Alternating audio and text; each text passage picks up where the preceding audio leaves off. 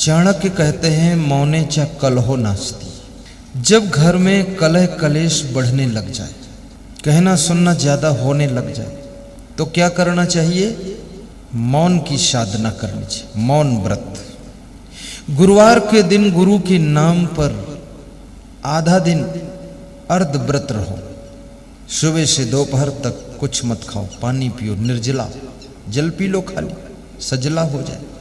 दोपहर के बाद दही और खिचड़ी खा लो। आज गुरु के नाम पर व्रत है, मौन व्रत ले लो। सुबह सुबह थोड़ा मौन व्रत रहा करो। जागने के बाद चिल्लाया मत करो। बेटे बहू सो रहे हैं, उनको डिस्टर्ब मत किया करो।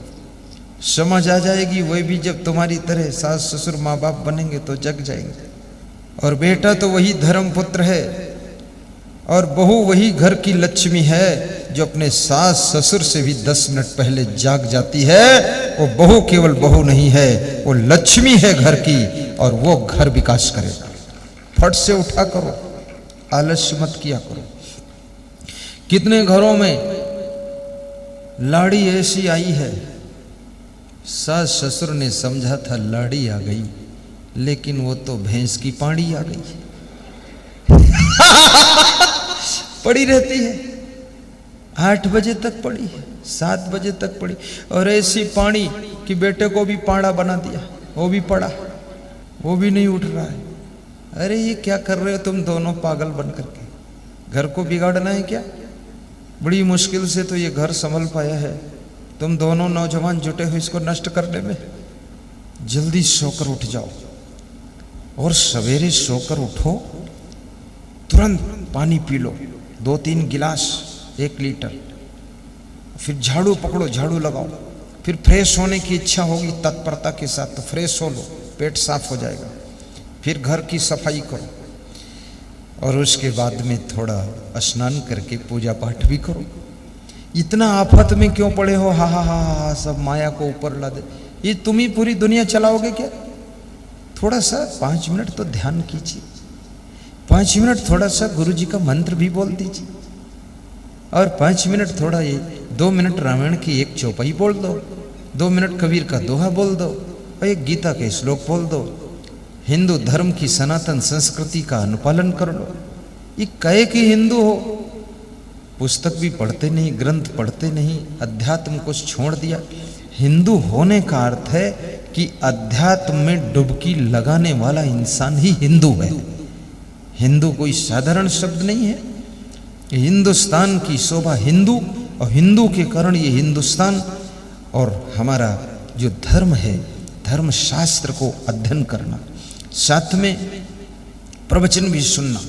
उसके बाद मधुर मधुर प्रवचन बजाइए सुबह सुबह। अच्छा साउंड सिस्टम रखिए अपने घर में, महंगा वाला।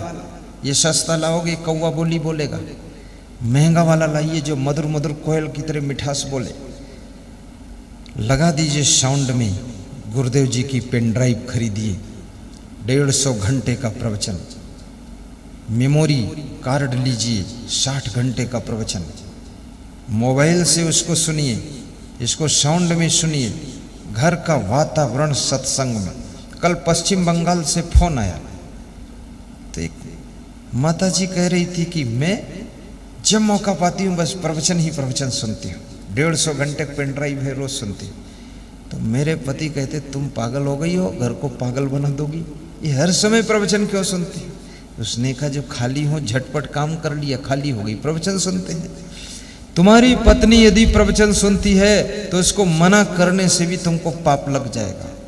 और अगर तुम्हारी पत्नी प्रवचन सुनती है तो टीवी का कनेक्शन करवा दो, आस्था चैनल और आस्था भजन चैनल का, तो तुमको बहुत बड़ा पुण्य बढ़ जाएगा। तुम नहीं सुन पाओगे, लेकिन उसके सुनने में मदद करोगे। तुम्हारी पत्नी अर्धांगिनी है, और सत्संग सुनने से बड़ा पुण्य और कोई नहीं होता है। सबसे अधिक पुण्य इससे मिलता है। सत्संग कराने से भी महापुण्य होता है। सत्संग कराना भी चाहिए। सत्संग कराने से जितनी आत्माएं सत्संग सुनती हैं उनको शांति मिलती है, उनको संस्कार मिलते हैं, उनके स्वभाव सुधरते हैं, तो जीवन धन्य हो जाता है। इसलिए सत्संग कराना भी चाहिए। जैसे अभी हमारे श्री डॉक्टर उपाध्याय जी प्रमोद भैया करा रहे सत्संग, ये कितनी आत्माएं आई है, करीब 2000 लोग बैठे हुए हैं, 2000 2500 ये सत्संग सुन रहे हैं। इसमें कोई गुस्सा को कम कर देगा, कोई लालच छोड़ेगा, कोई अहंकार को घटाएगा। कितने लोग तो इतना अभिमानी है किसी को नमस्कार ही नहीं करता, नमस्कार थमस्कार धमस्कार करता ही नहीं है, पूरा अहंकार बेकार, कौन करे स्वीकार। तो नमस्कार भी आ जाती सत्संग से। डॉक्टर दिलीप यादव, बैंक के मालिक, नेपाल, सप्तरी जिला राजबिराज शहर, वो कह रहे थे मैं शायद जिंदगी में इतना विनम्र हुआ नहीं हूं, हाथ तो किसी को जोड़ता ही नहीं हूं मैं, लेकिन आपके सत्संग से और आपकी वाणी से बहुत विनम्र हो गया। बोले बहुत नम्रता आ गई है। तो हमने कहा इससे कुछ फायदा हुआ? बोले फायदा तो इतना हुआ है जिसकी था नहीं। क्या हुआ? बोले नेपाल में हमारी अनेक बैंकें चल रही हैं, डेली का प्रॉफिट 1,00,000 2 लाख का आ रहा है। बोले अभी आपका सत्संग सुन करके तो फायदा ये हुआ कि हमारा दुगना हो गया प्रॉफिट, सुधार कर लिया स्वभाव में। तो सत्संग तुम्हारे स्वभाव को भी सुधारता है, तुम्हें विनम्र बनाता है, काम करने की कला भी सिखाता है। तुम्हारे अंदर छोटी मोटी कलाएं नहीं है, तुम बहुत बड़े कलाकार हो, लेकिन तुम अपनी कलाओं का प्रयोग नहीं कर पाते हो। कभी अहंकार के कारण, कभी लोभ के कारण, कभी क्रोध के कारण, कभी मोह के कारण, कभी ईर्ष्या के कारण, कभी आलस्य के कारण, कभी नाराजी के कारण तुम अपने गुणों का प्रयोग नहीं कर पाते हो। और सत्संग इन सब अवगुणों को दूर कर देता है, तो तुम अपनी कलाओं का प्रयोग करते हो। हनुमान जी तो पहले भी थे, लेकिन जब राम का सत्संग मिला तो हनुमान में चमक आ गई, क्योंकि राम के सत्संग से हनुमान जी महान हो गए। थे तो पहले भी उतना नाम नहीं था, पर राम की कृपा से नाम हो गया उनका।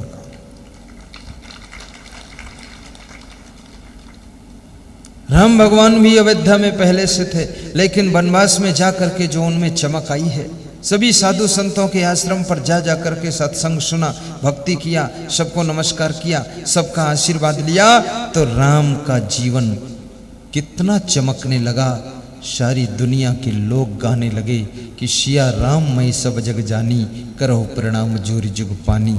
इसलिए सत्संग हमको श्रवण भी करना चाहिए, सत्संग अपने गांव में कराना भी चाहिए। और दुनिया के सारे काम करते हो तो एक काम ये भी जीवन में जोड़ लीजिए, सत्संग, और इससे जिंदगी बदल जाएगी बहुत लोगों की। आज मैं एक सज्जन को बता रहा था, कोई जन्मजात ना साधु होता है, ना कोई जन्म से डाकू होता है।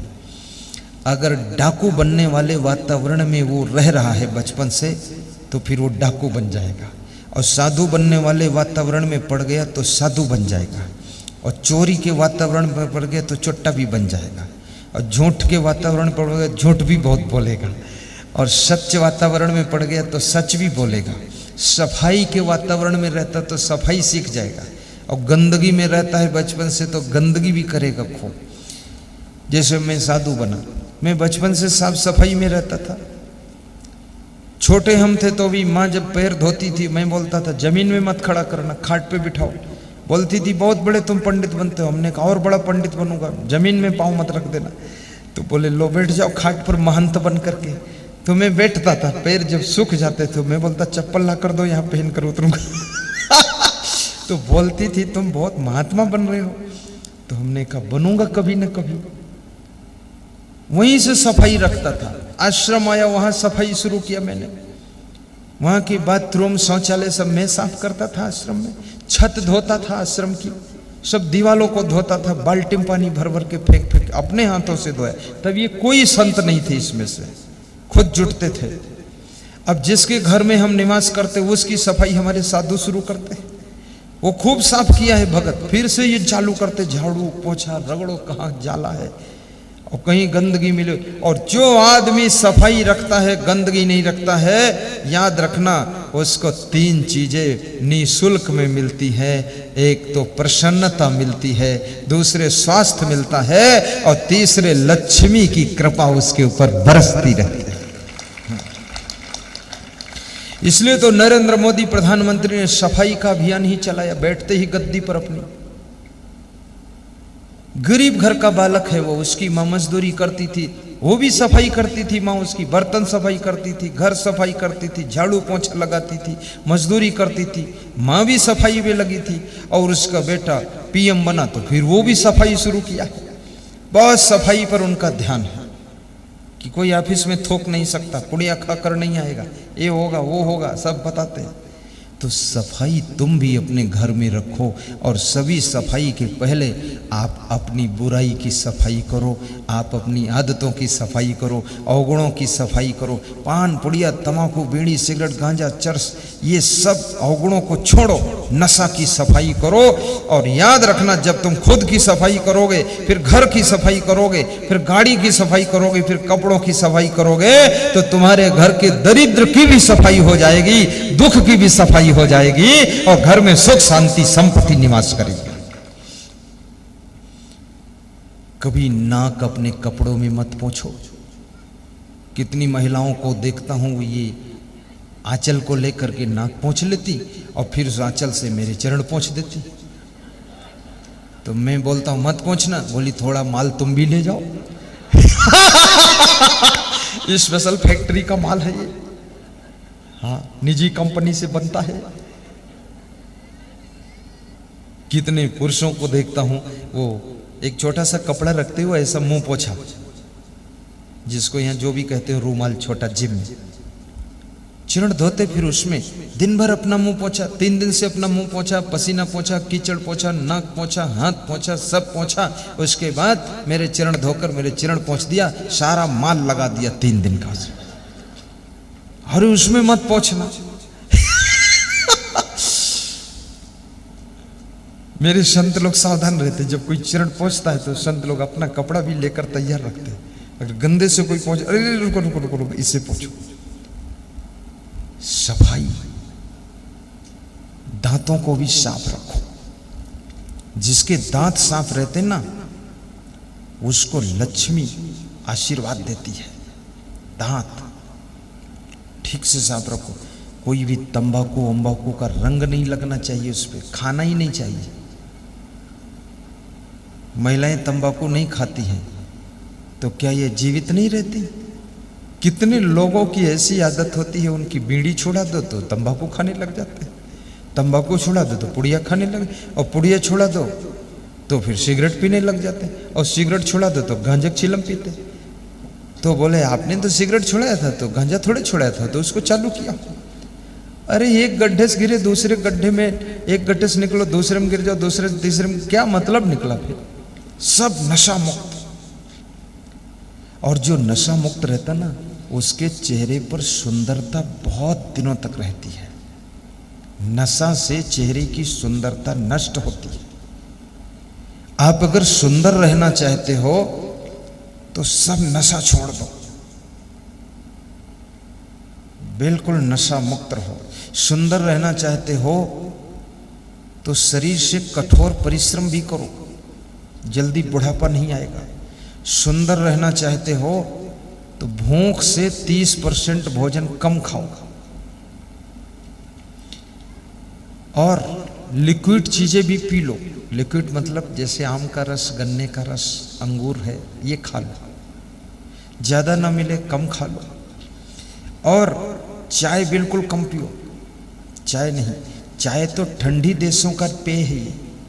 अमेरिका में बहुत ठंडी होती है, इंग्लैंड में, वहां पिया जाता है। अब तुम गर्मी में चाय पी रहे हो, खून खौल रहा है, चाय ज्यादा मत पियो। एक सुबह एक शाम पी सकते हो। और साधु को तो चाय पीने की जरूरत नहीं, साधु तो बस ठीक है, कहीं फल का रस मिल गया पी लिया, नहीं तो दाल चावल सब्जी रोटी में सब विटामिन प्रोटीन है, टोटल ये 4 चीजों में है। और बहुत भर भर के मत खाओ, कम खाओ। भूख लगे डरो मत कि नहीं खाऊंगा तो मर जाऊंगा, मरोगे नहीं इसकी गारंटी मेरी है। भूख लगे 2 घंटा तक उसको भी सहन करो, थोड़ा पचने दो। और साथ में एक काम और करना, बुढ़ापे से बचना अगर है, हंसना सीखो। हंसने से बुढ़ापा देर में आता है, दुखी रहने से बुढ़ापा जल्दी आता है, टेंशन में रहने से बुढ़ापा जल्दी आता है, परोपकार करने से बुढ़ापा देर में आता है, दूसरों के प्रति शुभ कामना रखने से बुढ़ापा 20 साल देर आएगा। दूसरों के प्रति अशुभ कामना करोगे बूढ़े जल्दी हो जाओगे। विषय भोग कम कीजिए, विषय भोग ज्यादा करोगे उससे बुढ़ापा बहुत जल्दी आ जाएगा। संयम से रहो तो बुढ़ापा देर में आएगा। पेट को सही रखो, पेट में गड़बड़ी मत होने दो तो बुढ़ापा बहुत देर में आएगा। पेट में कब्जियत मत होने दो, 70 साल तक बूढ़े नहीं होंगे आप। पैदल 5 किलोमीटर चलो तो 85 साल तक बुढ़ापा आपको सताएगा नहीं। बाल सफेद हो जाएंगे फिर भी तुम बिल्कुल जवान जैसे रहोगे। और प्रसन्न चित्त रहो तो बुढ़ापा बहुत देर में आएगा। साथ साथ में आपस में प्रेम रखो, टेंशन न करो, एक दूसरे से मुंह मत फुलाओ तो बुढ़ापा आपका 80 साल तक भी नहीं आएगा। बड़े मस्त रहोगे आप। अभी आश्रम में मैंने अपने गुरु महाराज से बात किया तो उनके शिष्य से भी बात किया। हमने कहा क्या कर रहे हो? बोले वो खेत में बैंगन लगाया था तो गुरुजी और हम मिलके उसकी घास निकाल रहे हैं। मेरा गुरु उसकी घास निकाल रहा है। गुरु की उम्र 99 साल। तो मैंने कहा मोबाइल गुरुजी को तो घास क्यों निकाल रहे हैं? तो गुरुजी ने मोबाइल लिया तो हमने कहा गुरुदेव आप इस उम्र में घास क्यों निकाल रहे हैं? तो उन्होंने कहा क्या मैं बूढ़ा हूं? अभी तो मेरे बहुत ताकत है 99 साल की उम्र में। तो बोले तुम भक्तों के मन की घास निकालो, बुराइयों की घास निकालो। हमारे उतनी बोलने की क्षमता नहीं है तो हम सब्जी की घास निकाल देते हैं और हरी सब्जी तैयार कर देते हैं। अभी भी वो मेहनत करते हैं और प्रसन्न रहते हैं और बिल्कुल 99 साल की उम्र में भी उनके दांत नहीं गिरे हैं। चना चबाते हैं रोज गुरु महाराज हमारे, और 1 गिलास दूध पीते हैं सुबह, 1 गिलास शाम को। और ये धान की जो लैया होती मुर्रा बोलते ना, इसको रोज चबाते हो 2 मुट्ठी, और भुना हुआ चना चबाते हो, नमक खाते ऊपर से, 1 केला सुबह खाते, 1 शाम को खाते, 1 गिलास दूध पीते हैं और दोपहर में दाल चावल सब्जी रोटी खाते हैं। बस इसके अलावा कुछ खाते ही नहीं हुए और इतने स्वस्थ रहते हैं और दुखी होते नहीं हैं और प्रसन्न रहते हैं। साथ में दिन भर में 3 बार सोते हैं और शाम को 8 बजे सो जाते हैं और सवेरे वे 3 बजे उठ जाते हैं। उनका पूरा रूल हम देख रहे हैं। छत के नीचे बहुत कम सोते, खुला छत पे सोते हैं, आकाश के नीचे सोते हैं। दिन भर पेड़ों के नीचे रहते हैं, ऑक्सीजन मिलती रहती है। अपने घर में पेड़ भी लगाइए, 2-4 पेड़ होना चाहिए, उसकी छाया मिले, ऑक्सीजन मिले। पीपल का पेड़, तुलसा का पौधा ये होना चाहिए। तुलसा का पौधा ऑक्सीजन हर समय देता है और ये पीपल का पेड़ ऑक्सीजन बहुत देता है। घी का दीपक सुबह शाम जलाइए तो उससे ऑक्सीजन, 1 ग्राम घी जलने से 10 टन ऑक्सीजन शुद्ध हो जाती है पूरे घर की। इसीलिए व्यवस्था बना गई। अब लोग क्या करते हैं, वो बिजली का दीपक जला देते हैं, उसमें कौन ऑक्सीजन शुद्ध हो जाएगी।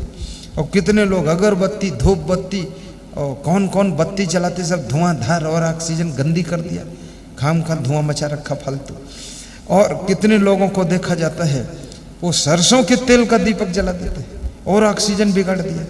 अरे घी का दीपक क्यों नहीं जलाओगे? एक गाय को पाल लो, उसकी भी सेवा कर लो। गाय ना पाल पाओ तो दूसरा कोई पाले है उसमें साझा कर लो कि भाई थोड़ा हमको भी घी दे देना, आप आधा रख लेना और मैं भी गाय की सेवा में साझीदार हो गए, ये भी कर लो। और गौ माता की सेवा करना चाहिए, जननी माता की सेवा करो, भारत माता की सेवा करो। इनकी सेवा करने से अपना सौभाग्य उदय होता है, जीवन धन्य होता है, आपका जीवन मंगलकारी हो। तो मैं आपको बता रहा था कि भगवान श्री राम शिवरी के आश्रम पहुँचे, यही बात बता रहा था ना। आइए वहाँ पहुँच गए तो आगे क्या करते हैं वो बताता हूँ। सीधे बैठो।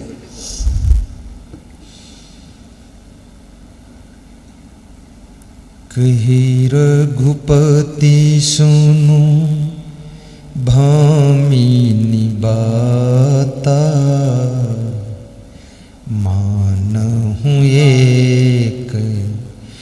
भगति करनाता।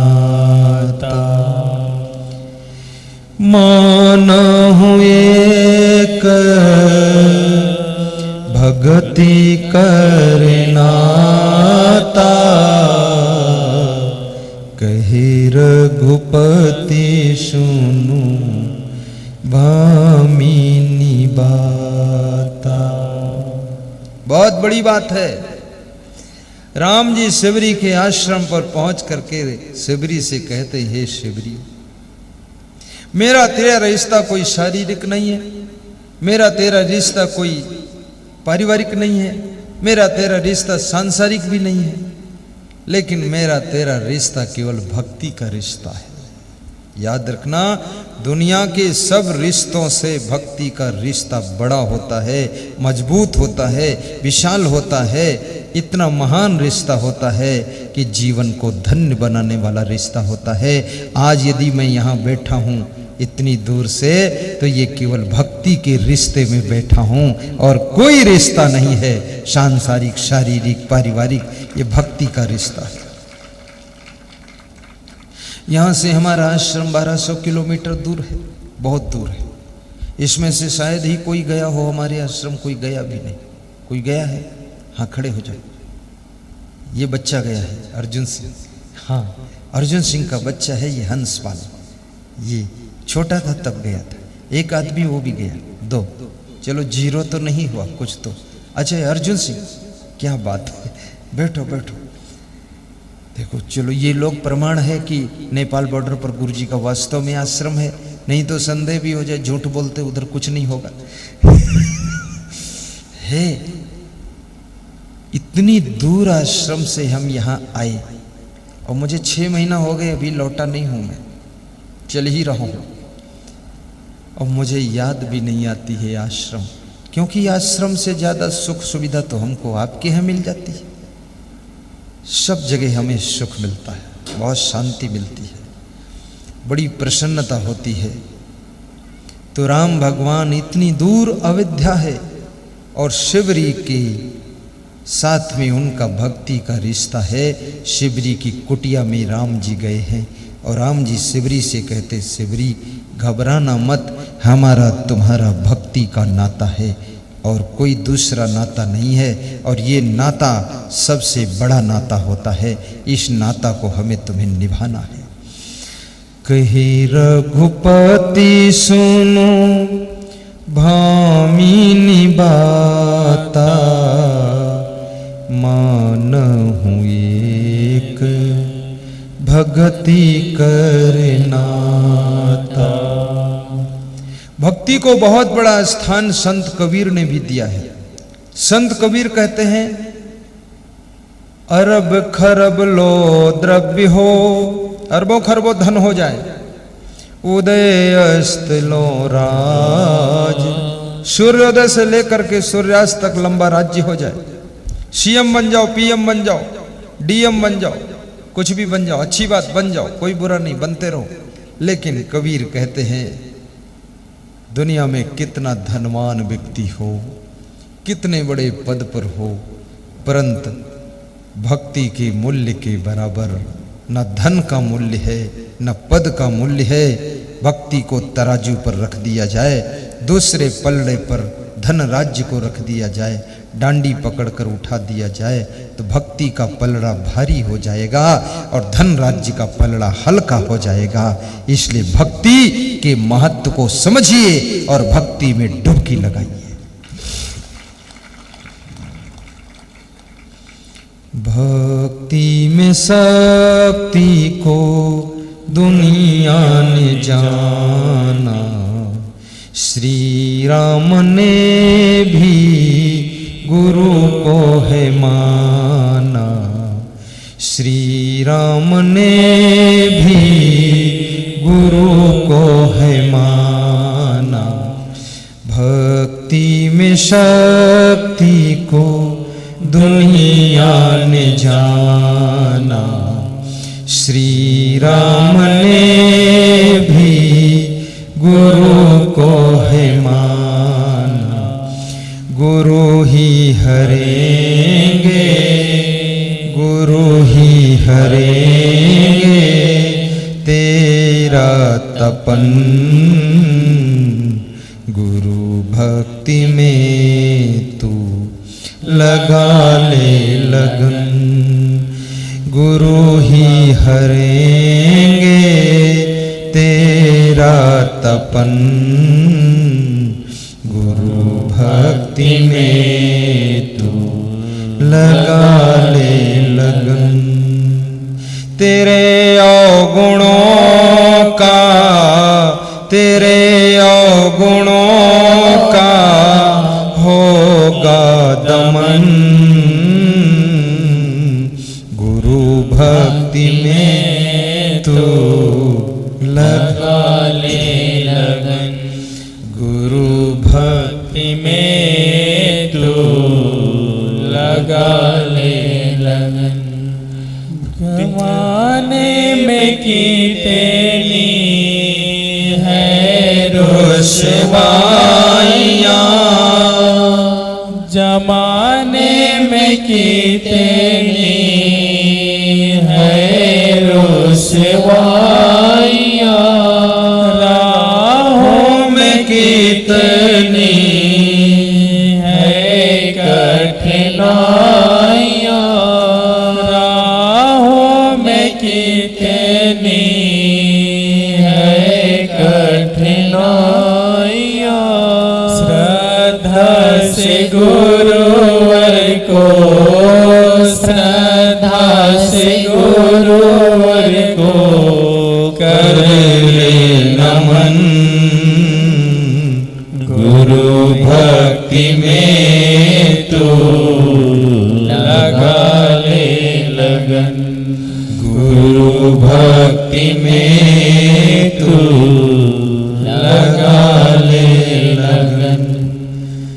तेरे अवगुणों का होगा दमन, तेरे अवगुणों का होगा दमन। बोलिए सद्गुरु भगवान की जय।